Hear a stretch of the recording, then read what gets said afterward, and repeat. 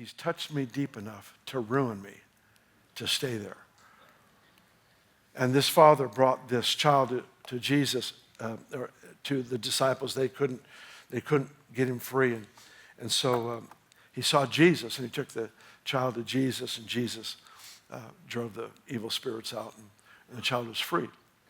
The disciples watched this, and they were stunned by his success. They were stunned by him being able to do what they couldn't do because they were trained by him. They weren't careless rookies. I mean, they actually knew what they were doing, and they couldn't get free. And so they saw Jesus bring deliverance to the child, and it says they took Jesus aside, and they asked him, how come we couldn't get the child free?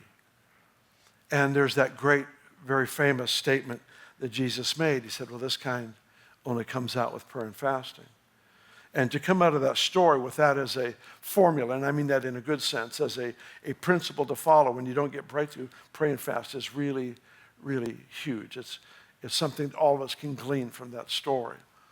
But I think there's a bigger lesson from that story. When there's not a breakthrough, you take Jesus aside.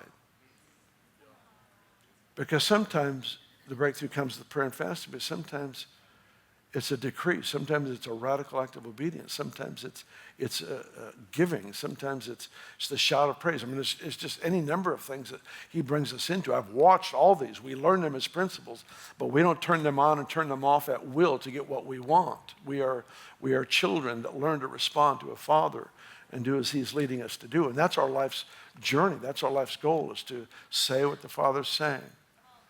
Do what we see the Father doing. We've been invited into that kind of a relationship where we actually get to represent the Father. It was the command of Jesus in John 20 when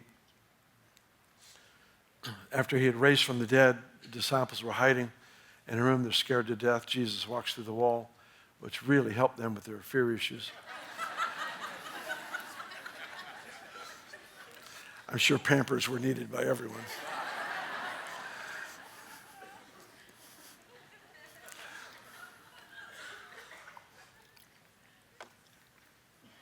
And he gives them, there's this encounter that extends for several verses, but the conclusion, or at the conclusion of this encounter, Jesus says, as the Father sent me, I send you. If you look at every verse that describes Jesus' coming as sent from the Father, the overwhelming theme is he was sent by the Father to reveal the Father.